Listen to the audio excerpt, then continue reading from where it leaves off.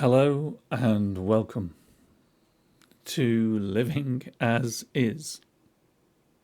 I'm Shah, autistic, self-aware, awakening. I've decided I'm going to open up the door to meditation a little bit more, a little bit wider today. So this could be one of my longer videos. Bear with it. I feel it's worth it. I'm going to present a few different ways to look towards meditating and retraining mind. If anyone would like to have a chat, a session with myself, I'm available to be booked through my contact page on my website. And here's the website: www.livingasis.org. Thank you. I mentioned in a previous video, mind can have a habit of taking over. I'll place the link, I'll place it over here. I'll place a link to the video up above. I'd like to clarify something about mind. It's not a dictator.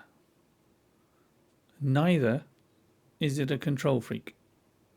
What mind is doing is exactly what it's taught to do or trained to do. In meditation, I've come to hold a few beliefs. One of those being that there is no organization, society, teacher, or guide that has the perfect meditation. No. Meditation is for you. Meditation is what you're seeking to help you with XYZ. Meditation is a thing that you may use towards stillness, emptiness. Meditation is to form a concentration that has very little effort, and once stable, hold a focus in the meditation, and a focus that can be kept up with no effort.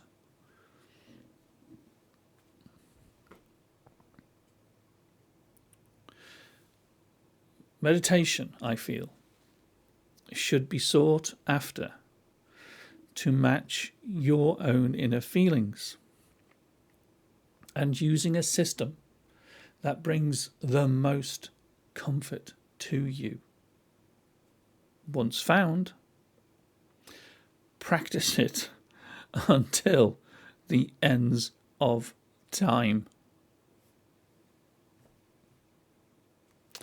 I see meditation as being a system that will ultimately support you in life, your own personal endeavors, not as a support towards another person. Doesn't matter if that's a teacher, a guide, let alone an organization.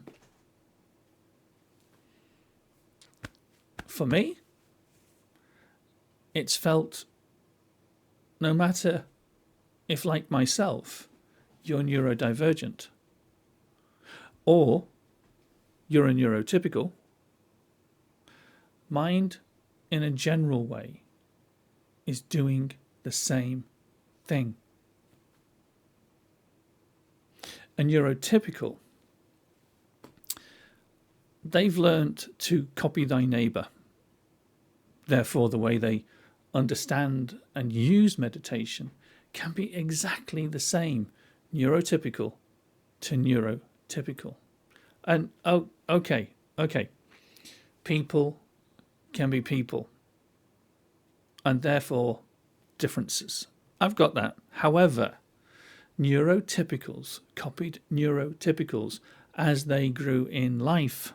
Therefore, in themselves, mind is doing mind.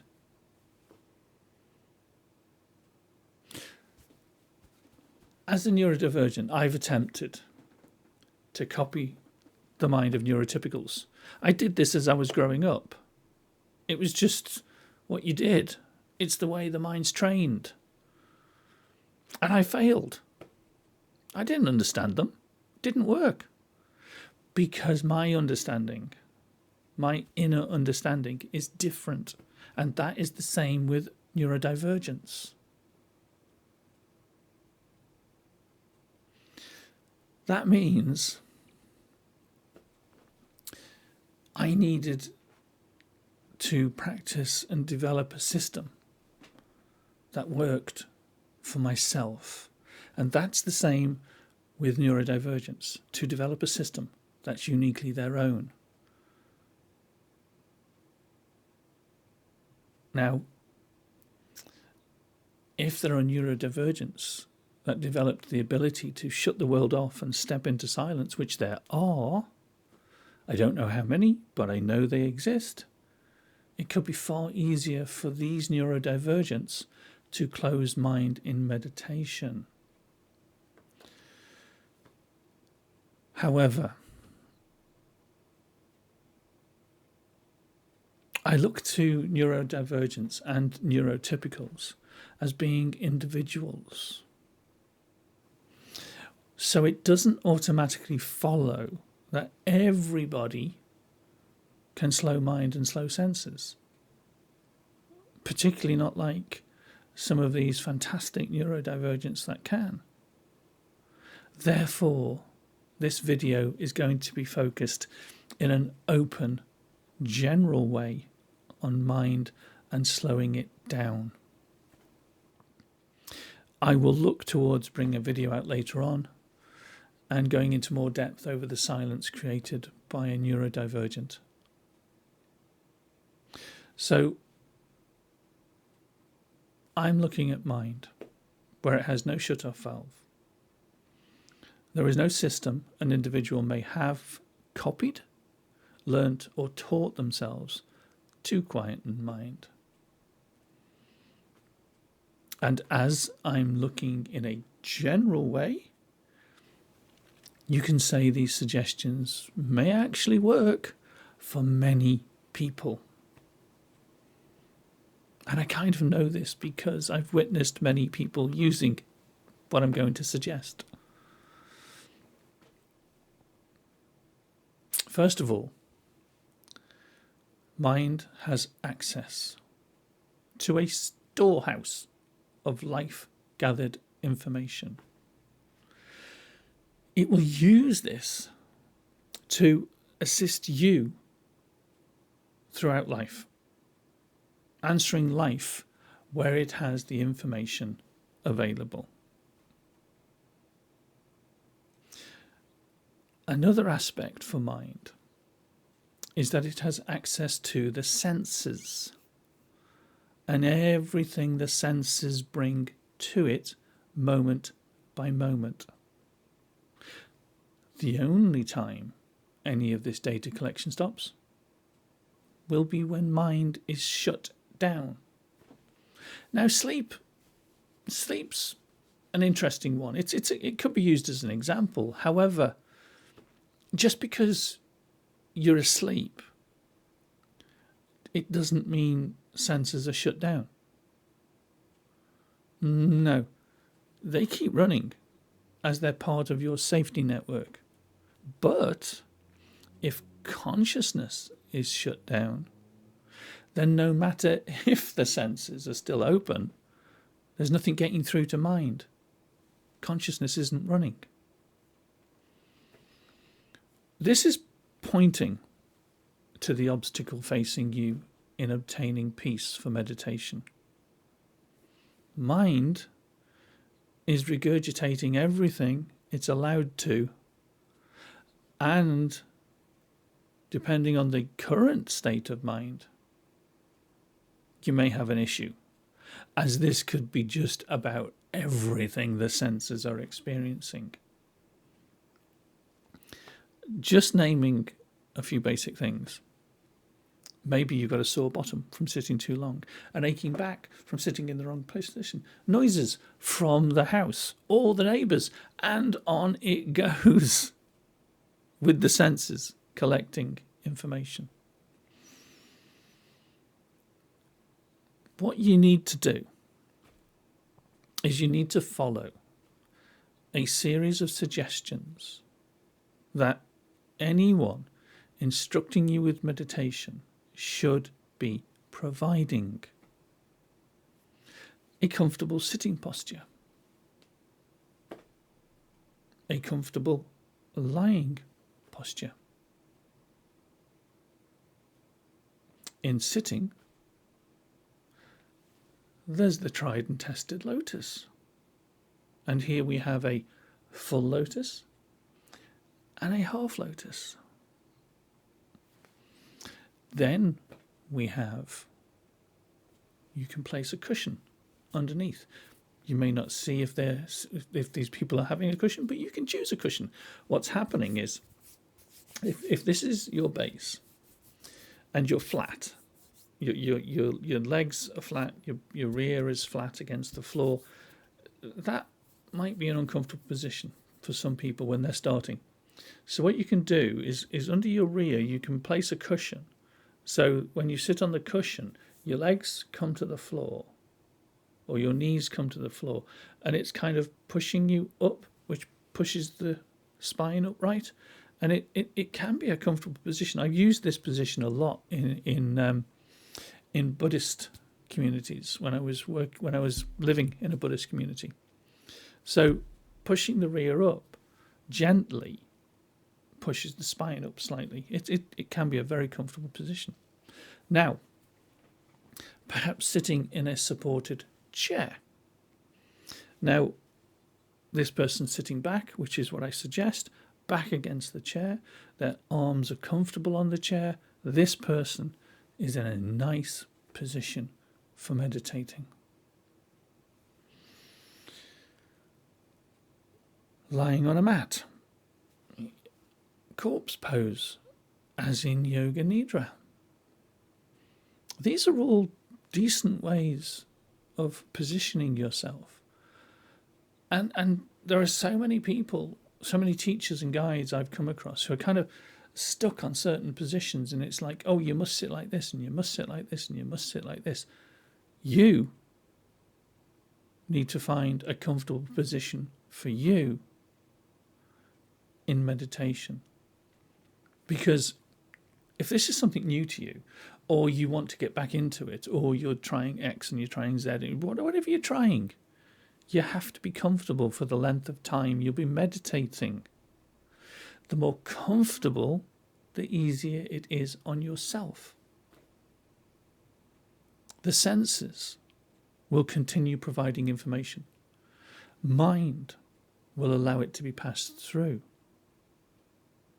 Again, mind doing what it's always done. And if you're in a comfortable position, you help to take the body out of that equation. So, okay, you've got a comfortable position. You're able to sit in this position for, let's say, start 20 minutes. Although as a practice, even 10 minutes can seem like an eternity if not used to practice. Myself, my knees, my backside used to ache when I first started. Over time, that's built up. So I much prefer a chair position. I studied bodybuilding in my early years. I have quite large muscles in my thighs and in my calves. So getting into lotus position for me, not happening anytime soon. One of the best positions for me is the chair position. With back supported, sitting upright, I can go into a meditation for 2 hours. But that is a samadhi meditation, which is an incredibly deep meditation. I would certainly suggest it for anybody who does meditation for long enough. Give it a go. Now, moving to mind and distracting it, or make it look somewhere else. Maybe even use mind to distract mind. We're looking at distraction to aid yourself in meditation, and possibly retraining the mind away from what it's used to doing. So it's kind of like getting mind out of the habit of doing what it's used to do. There's also a major benefit in this distraction. It leads towards quietening mind. Quietening mind enables the quietening of you. It can also aid reducing anxiety, stress, and a whole host of issues with not being able to let go of anxiety, stress, etc. The way we're going to distract mind, I first thought was odd when I first started, especially if we're wanting to silence or have stillness of mind. As I'm looking at this as just a beginning, the suggested method can be great in assisting the retraining of mind. The way I suggest is through a system many people use, and that is music. Calming, relaxing music. Maybe nature sounds, running water, rain, even a thunderstorm some people have used. Sound helps beautifully. I use singing bowls more often than anything else. And also, depending on the meditation I'm doing, this can range from a single bowl sound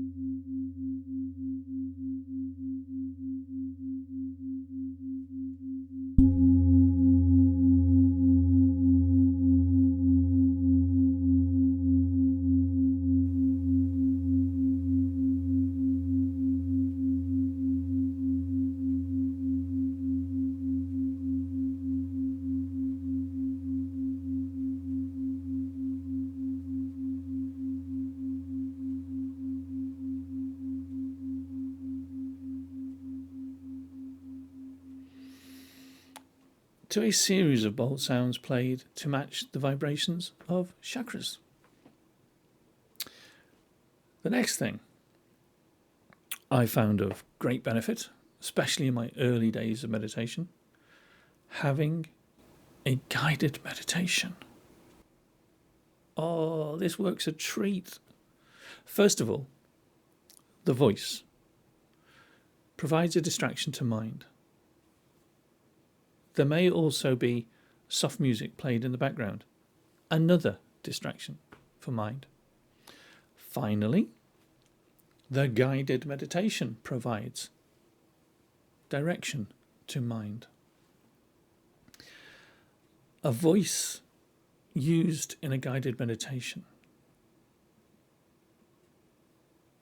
is it's the human aspect. And the human aspect can be something the mind is looking for. And it can work as a fantastic distraction. Enables it to work better, in fact, because of that human element.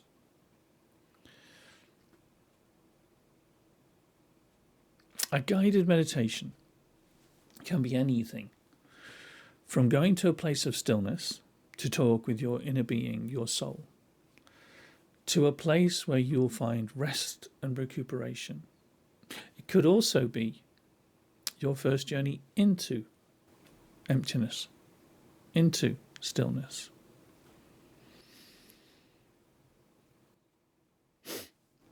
So, let's move on. and we're going to move on to object meditation. One of the first things that was suggested to me, now this doesn't work for me because my eyes have been a bit sensitive over time. So for some people, though, I've heard this works a treat. But you don't have to use what I'm going to suggest as in the way I'm going to suggest it. And what this is candle meditation. So with a candle meditation, you've lit the candle and you're focused on the candle, and you focus on the candle holder, the stem of the candle, and the flame. And you may find the flame has 3 flames. If there's a drip coming down of wax, you focus on the wax. You make certain that everything of this candle is brought into your mind. And then once focused into your mind, you then close your eyes and bring it back to you, focusing on all aspects of the candle. This is great for improving memory, great for focus, and fantastic when you're trying to bring an image to you and draw that image down. Now, another way, which could be questioned over whether it's object meditation, it's to turn your eyes down to the floor. And you focus just like a foot or 2 in front of you and just keep that focus on the floor. Now, like I say, some people don't think the floor is object meditation. But the floor is still an object of focus in the meditation, training mind to be still. In choosing an object, it's about not having the mind wander off somewhere and keeping it focused on where you are. So you don't necessarily have to have a candle. You could have a crystal, a piece of fruit. And effectively, you could be using the fruit and the crystal in the same way. In you focus on it, imprint it into your mind, close your eyes and bring it back again. But you're looking for an object that won't have mind drifting away somewhere. So a photograph filled with images may not be a good idea. Unless, of course, the image, the photo, is a yantra. And here's a yantra that I designed. And a yantra is for meditation. All these different aspects of the yantra mean something. So as you're focusing on the yantra, you're absorbing the meaning of the yantra. And I'll bring out some videos later on yantra meditation. Now, object meditation, it can be used to improve memory and focus. You're imprinting the image into your memory, then closing your eyes and attempting to recall the object completely. Another object meditation can be a deity image or statue, where you focus to embody the qualities of the deity. And I'll do a video on deity meditation at some point. So with deities, say it's a healing Buddha. You look at the qualities of the Buddha in front of you, and you're taking on those qualities. So you're taking on healing qualities. Maybe it's a Buddha of compassion. Then it's compassion you're taking on. Now, a lot of statues aren't full colour. So having an image, a photo, which is in full colour, can be enormous assistance, because these colours can mean things. And objects that the deity has in their hand might be much clearer. It might be clearer in a statue for some, because the statue could be complete 3D where the hand's out and then you see a flower in the hand. And so it all comes down to your preferences. But the more that you're able to see and focus, the more you can take on inside yourself.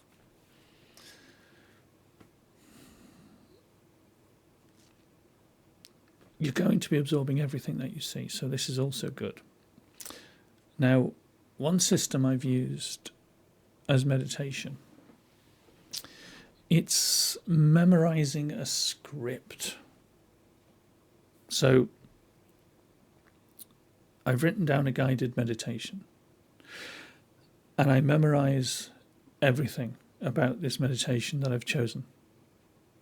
And then I sit myself down in my position, in my chosen position to meditate, and I start going through the process of meditation from beginning to end, which is something I'll do at some point. I will, maybe the next video, I will do as a guided meditation where I'll actually go through the instructions with setting up the meditation and then doing the meditation. So that could be a good one for the next video.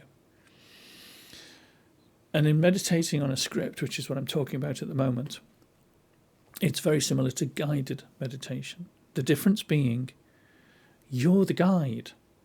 And this makes a superb and excellent distraction to mind. The distraction being, as mind is focusing on repeating the script to itself, it may not be distracted by other events that it can bring up on its own because it's too busy focusing on the meditation. In using a system and sound, you bring together a couple of ways of retraining mind. Depending on the individual, this retraining can happen in a brief time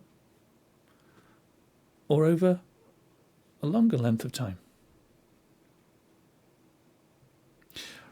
You can't place a time scale because, as I've said previously, whether you are, like myself, neurodivergent or a neurotypical, you're still an individual.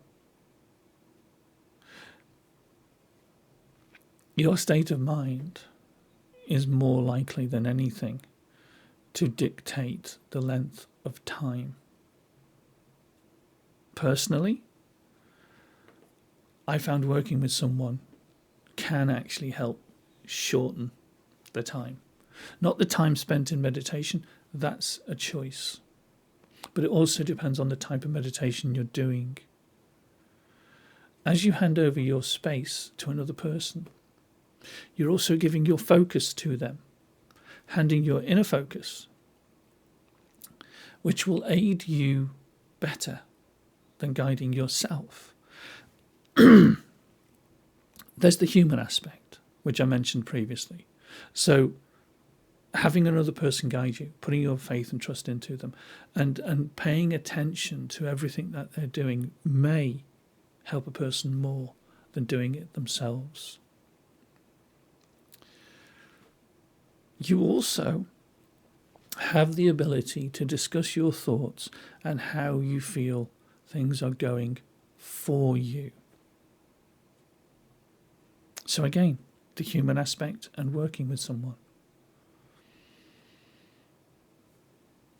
And once again, if anyone would like to have a chat or a session with myself, I'm available to be booked. I'm available to be booked through my contact page on my website. Thank you for staying. Thank you for listening to the end. And I really do wish to grow my channel. So I'd like you to click, subscribe, go wild, be notified for the next video. Invite your friends to come along and have a listen and subscribe and join. Thank you again. Blessings to you all. Thank you.